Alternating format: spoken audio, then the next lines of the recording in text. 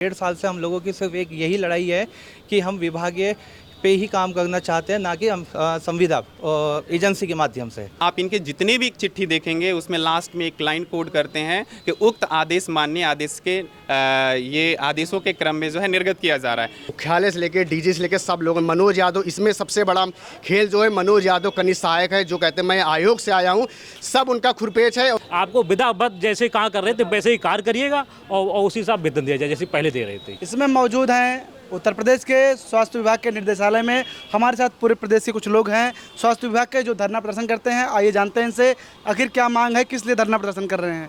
भैया किस लिए धरना प्रदर्शन कर रहे हैं? हम लोगों की नियुक्ति जो है महानिदेशक महोदय के द्वारा जो है 9.5 साल पहले 2013 में की गई थी। लगातार 9.5 साल नौकरी करने के बाद जिस पद पे हम लोग जन्म मृत्यु पंजीकरण अनुभाग में हम लोग कार्यरत थे, उस पद को ये ख़त्म करके उस पद को ये जो है सेवा प्रदाता के द्वारा करना चाहते हैं, जिसके विरुद्ध हम लोग माननीय उच्च न्यायालय लखनऊ खंडपीठ में मुकदमा दायर किए, जिसमें हम लोगों को माननीय न्यायालय द्वारा स्पष्ट आदेश दिया गया महानिदेशक महोदय को कि जिस पद पे हम लोग कार्यरत थे उसी पद को उसी तरीके से बरकरार रखते हुए हमसे कार्य लिया जाए और हमें हमारा वेतन दिया जाए। आज उसी क्रम में हम लोग यहाँ ज्वाइन करने आए थे, जिसे महानिदेशक महोदय ने न्यायालय के आदेश को धता बताते हुए पूरी तरीके से आदेश को खारिज करते हुए पुनः कहा कि अब आप लोगों की आवश्यकता नहीं है, हम इस पद को सेवा प्रदाता से आउटसोर्स करके कर्मचारियों से करवाएंगे, जिसका हम लोग आज यहाँ विरोध कर रहे हैं और आपके माध्यम से सरकार से अनुरोध कर रहे हैं कि ये सेवा प्रदाता जैसी कुप्रथा को ख़त्म किया जाए और मौलिक नियुक्तियाँ की जाएँ, जिससे लोगों का भविष्य सुरक्षित हो। इस विभाग में आप कितने वर्षों से काम कर रहे हैं? हम सन 2013 से यहाँ पे काम कर रहे हैं कि जो अब हम लोगों की नियुक्ति हुई थी, हम लोग संविदा विभागीय संविदा के तौर पर लगे थे। 2021 के बाद हम लोगों को यहाँ से एजेंसी के माध्यम से किया जा रहा था, जिस पर हमने माननीय उच्च न्यायालय में याचिका दायर की थी। हमने उनसे आग्रह किया था कि हमें एजेंसी के माध्यम से ना करते हुए विभागीय संविदा लिया जाए। आज जबकि आदेश के कोर्ट के आदेश के बाद हम लोग यहाँ उपस्थित हुए हैं 25/7/2024 में 11:30 बजे हमें माननीय न्यायालय से हमें आदेश दिया गया, जो कि आप ये देख भी सकते हैं। ये इसमें लिखा है कि 25/7/2024 को 11:30 बजे सुबह रिज्यूम हर ड्यूटीज। उसके क्रम में जब आज हमने ज्वाइनिंग दी यहाँ पे, तो आउटसोर्सिंग के माध्यम से उन्होंने वापस हमें दे दिया। ये हमारा लेटर है जो हमें डीजी ऑफिस यहाँ से मिला है लखनऊ से। डीजी साहब से हमने कहा कि हम मिले उनसे, तो डीजी साहब ने हमें सख्त मना कर दिया। वहाँ से जो उनके वहाँ ऑफिस में खड़े थे उनसे कहलवा दिया कि हम नहीं मिलेंगे, इनसे स्पष्ट कह दीजिए। हम अपनी बात किसके सामने रखें? न्यायालय ने हमें ये कहा है कि आप जाके आप ज्वाइन कीजिए विभागीय संविदा के तौर पे। आज हम विभागीय संविदा पे हम ज्वाइनिंग देने आए हैं, तो आज हमें फिर वापस एजेंसी से करवा दिया, जबकि 1.5 साल से हम लोगों की सिर्फ एक यही लड़ाई है कि हम विभागीय पे ही काम करना चाहते हैं, ना कि हम संविदा एजेंसी के माध्यम से। कितने जिलों के लोग काम कर रहे हैं इस पे? 75 जिले से हैं हम लोग। ये सभी लोग 75 जिलों से खड़े हैं, जो भी आए हैं सब एक पद है एक जिले पे। जैसे आज हितेंद्र है, ये बघेली से, सचिन है, नारायण जी हैं, सभी यूपी के 75 जिलों में एक एक पद है हम लोगों का, जिस पे हम जिले का जन्म मृत्यु विभाग संभालते हैं। ग्रामीण और शहरी क्षेत्र जितनी भी रिपोर्टिंग होती है CRS पोर्टल, जो कि civil registration service system, sorry. तो इतना मतलब ये आप देखिएगा, इतना महत्वपूर्ण कार्य है जो एक पद हमें दिया हुआ है, वो भी एजेंसी से करने के लिए ये लोग हमें बाध्य कर गए हैं कि हम लोग एजेंसी के माध्यम से ज्वाइन करें। कितने विभाग के लोग हैं? यहाँ विभाग एक है, 75 डिस्ट्रिक्ट पे यहाँ लोग काम कर रहे हैं यहाँ पे, और हर ज़िले में एक एक लोग हैं जो 2013 में जो इसका नियुक्ता जो है महानिदेशक है, जो उन्होंने सीधे तौर पे उन्होंने इसकी नियुक्ति किया था। आज की जो वर्तमान में जो परिस्थिति और स्थिति है, इन्होंने उस चीज़ से इनकार कर रहे हैं कि नहीं, 9.5 साल बाद इनको ऐसा गलती महसूस हो रहा है कि नहीं, आपका जो है नौकरी का मोड सेवा प्रदाता से होना चाहिए, संविदा से नहीं। तो हम कह रहे हैं कि विभाग की गलती जो है उसका कर्मचारी क्यों भुगते, उसके खिलाफ जो है उसको माननीय न्यायालय में जो है सारे जो है ये जितने कर्मचारी हैं उन्होंने रेड दाखिल किया। उसमें समय दर समय पे आदेश आते गया, लेकिन उस आदेश को इन्होंने मानने से इनकार किया। मानने से इनकार ही नहीं किया, आप इनके जितने भी चिट्ठी देखेंगे उसमें लास्ट में एक लाइन कोड करते हैं कि उक्त आदेश माननीय आदेश के ये आदेशों के क्रम में जो है निर्गत किया जा रहा है। तो ये हम पूछना चाह रहे हैं, अपने लोगों की कोई बात नहीं सुन रहा है यहाँ पे, ना यहाँ पे सरकार सुन रही है, ना यहाँ पे जो है ये सिस्टम में बैठे हुए जो हमारे जो महानिदेशक सर हैं, ना अनुभाग। तो माननीय मुख्यमंत्री जी इसका संज्ञान लें हम लोगों की समस्याओं को कि आखिर किसके पास कहने जाएं। इनका अगर कोई भी अगर आप देखेंगे शुरुआत से जो अभी ये मोड जो चेंज करने का है, इन्होंने स्टेट कोऑर्डिनेटर राज्य जो समन्वय का पोस्ट है वो ख़त्म कर दिया, पोस्ट ही ख़त्म कर दिया।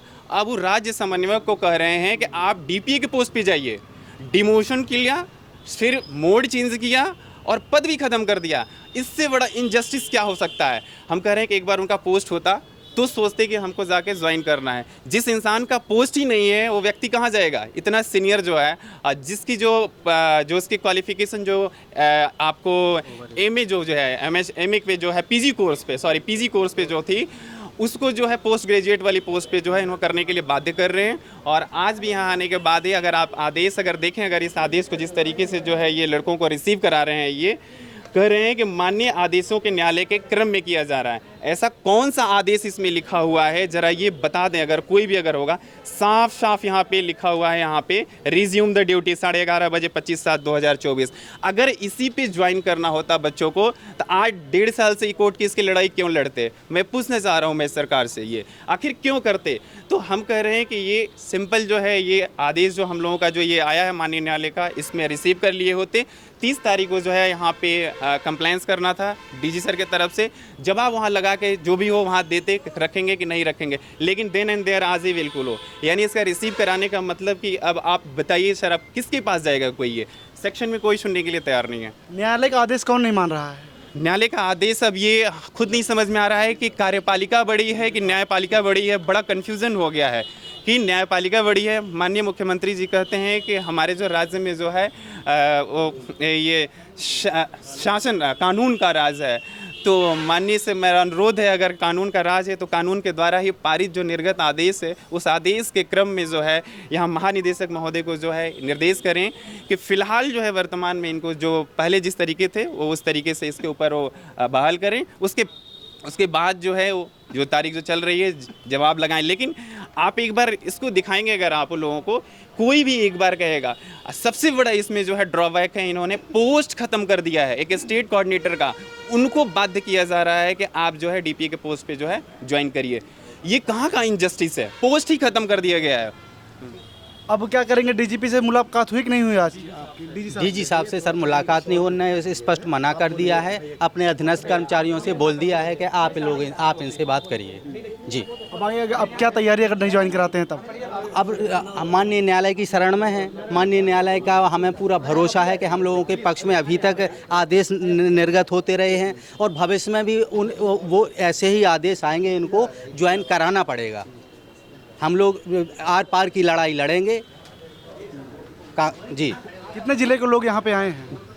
पूरे 75 ज़िले के लोग हैं यहाँ पर और 13 साल हो गए हम लोग को काम करते हुए। 11 साल लगातार कंटिन्यू हमने संविदा पे कार्य किया और अब 2 साल से इन्होंने कह दिया कि आप संविदा ना करके आउटसोर्स से कार्य करें। तो हम आउटसोर्स से कार्य ना करने के नहीं करना है हमको, ये हमारा डिसीजन है। और ये अपना डिसीजन दे रहे हैं कि आप आउटसोर्स से कार्य कीजिए, जबकि न्यायालय ने आदेश साफ साफ किया है कि आप 25 जुलाई 2024 सुबह 11:30 बजे आप जाके कार्यालय में ज्वाइन कीजिए, अपनी ड्यूटी शुरू कीजिए। बट यहाँ पे हम आए और हमको ये एजेंसी का लेटर थमा दिया गया कि एजेंसी से आप जाके ज्वाइन करिए। ज्वाइनिंग के समय इन्होंने कुछ नियम कानून बताए थे कि आपको जो हम कहेंगे वो लागू किया जाएगा? नहीं, ऐसा कुछ नहीं बताया गया था, ऐसा कोई नियम कानून नहीं बताया गया था। सरकार कैसे अचानक से आप लोग का नियम बदल के आपको आउटसोर्सिंग पर रखने लगी? सरकार का नियम नहीं है, विभागीय अध्यक्ष जो भी हैं उनके द्वारा हमें बदला जा रहा है कि आप संविदा की जगह बस आउटसोर्स पे जाइए। सरकार का नियम नहीं है, ये तो विभाग अध्यक्ष और हमारे कार्यालय के जितने भी कर्मचारी जो कार्य देख रहे हैं फिलहाल, उनके द्वारा हमारे ऊपर थोपा जा रहा है। अब आप किससे मुलाकात करेंगे, क्या तैयारी है आपकी आगे? अभी तो हम महानिदेशक जी से मिलने आए थे, तो वहाँ हमारी मुलाकात हुई नहीं, उन्होंने मना कर दिया। आप देखो सभी लोगों का जो भी निर्णय होगा वो किया जाएगा, सभी लोग साथ में बैठ के बात करेंगे। क्या बोले मना करने में? कुछ बोले कि कुछ बहाना बताए? उन्होंने कहा कि हम अभी कुछ नहीं करेंगे, डाक में रिसीव करा दो, हम मिलना किसी से नहीं चाहते हैं। उन्होंने मना कर दिया। और अब डाक वहाँ रिसीव कराने गए तो डाक वो रिसीव भी नहीं कर रहे हैं किसी की। आउटसोर्सिंग करने से संविदा पे पहले ज्वाइन कराए, कितना असर दिख रहा है इसका? असर तो बहुत रहेगा। एक्चुअली ये बताना चाह रहे हैं कि ये हम लोग को पहले से पता था कि हम लोग को ये लोग आउटसोर्सिंग में ही कराएंगे। सुबह हम लोग का पास बनने के लिए मना किया गया, जब दबाव डाला गया तो हम लोग को पास बनाए के अंदर, मैं ये सब लोग जनपद वाले, मैं यहीं पे स्वास्थ्य भवन में जन्मे तो आकलन बाग में 9.5 साल से अपनी सेवाएं दे रहा था। सोचिए 9.5 साल अगर आप एक कुत्ते को पालते तो उसके साथ लगाव हो जाता, लेकिन हम लोग के साथ कोई विभाग लगाव नहीं कर रहा।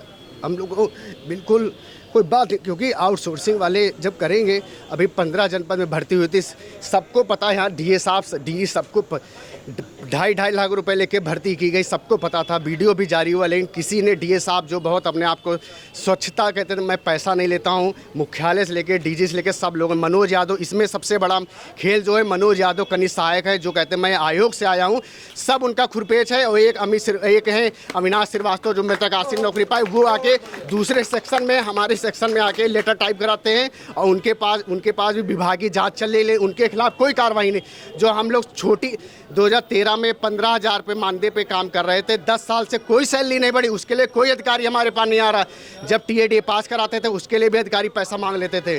हम लोग 1 अप्रैल 2023 को कोर्ट की शरण में गए, उसके बाद बार हम लोग गए, हम लोग से लिखित में सिस्टम, मैं स्वास्थ्य भवन में था, भानु जायसवाल जी थे, हम लोग से 19 दिसंबर 2023 को सिस्टम और फ़ोन करके कहा सिस्टम और अलमारी दे दो, नहीं तो डीए साहब का नाम लेके अभय प्रताप सिंह जी ने कहा कि आपके पर मुकदमा हो जाएगा, नहीं तो आप तुरंत सिस्टम। हम शालिनी यादव जो यहाँ पे हैं और नारायण सिंह भानु जी ने सिस्टम दिया लिखित में, उस पर उन्होंने दिया भी, हमने लिखा भी, ये हम लोग ज़बरदस्ती दे रहे हैं। उसके बाद भी ये देखिए बड़ा इसमें लिखा है जो कोर्ट का आदेश आज ज्वाइन कराने के लिए कहा गया।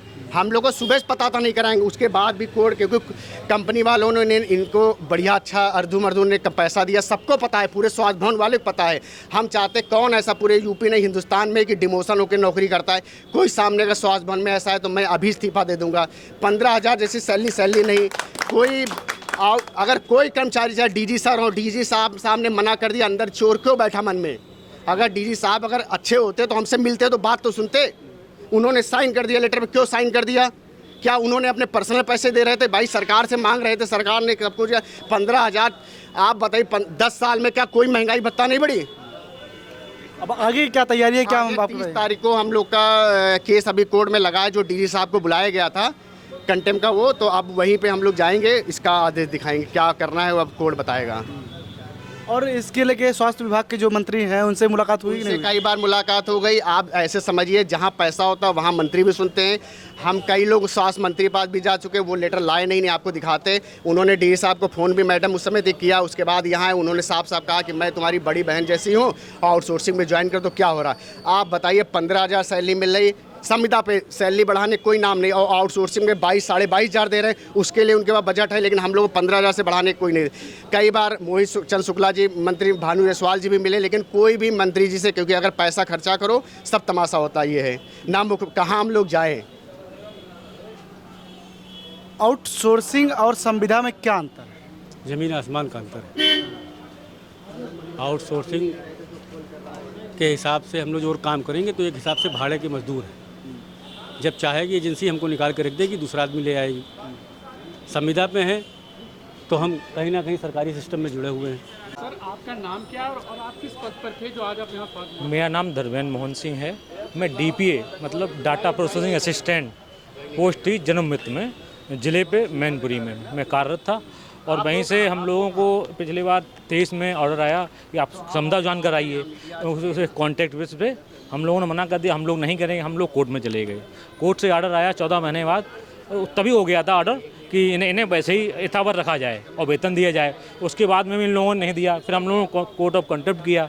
कोर्ट ऑफ कंटेम्प्ट में हम लोगों को ऑर्डर दिया गया कि इन्हें टाइम दिया गया तो आप कराइए। उसके बाद में हम लोगों को बुलाया गया, आज की डेट दी गई थी 25 तारीख को। हम लोग आज 25 तारीख में आए हुए हैं, लेकिन उसके बाद में भी उस पर कोई अमल नहीं किया। फिर भी यही कह रहे हैं कि आप 800 पे ज्वाइन करिएगा, उसी के लेटर दिए गए हैं। आज आप किसके बुलावे पे आए थे? कोर्ट के ऑर्डर पे हम लोग आए थे यहाँ पे ज्वाइनिंग करने। जी सर। तो क्या बताया गया आपको? क्या ये कह रहे हैं वो 800 से ही करिए, ये लेटर दिया गया भैया को हमारे। अब वो भी बिना बताए जबरदस्ती साइन करा लिए गए हैं उस पर। कोर्ट का क्या ऑर्डर है? कोर्ट का ऑर्डर है कि आपको विधावत जैसे कहाँ कर रहे थे वैसे ही कार्य करिएगा और उसी हिसाब वेतन दिया जाए जैसे पहले दे रहे थे। कोर्ट का ऑर्डर नहीं मान रहा? डी सर नहीं मान रहे हैं, पूरा विभाग ही नहीं मान रहा है, पूरा भाषा। क्या बोल रहे हैं? पूरा विभाग ये दे तो दिया, लेटर दे दिया कि आप इस पे करिए जाने, और डीजी मना ही कर दिया मिलने के लिए। हम लोग कोर्ट में फिर से जाएंगे। अब अभी तो हम लोग हैं ही उसी में, और फिर से उसी में जाएंगे। अब देखते हैं क्या होता आगे। स्वास्थ्य भवन में हमारी अलग अलग लोगों से बातचीत हुई और इन लोग की ये मांग है कि हम 2013 से और संविदा पे काम कर रहे थे, अचानक से मुझे आउटसोर्सिंग पे ज्वाइन करा जा रहा है।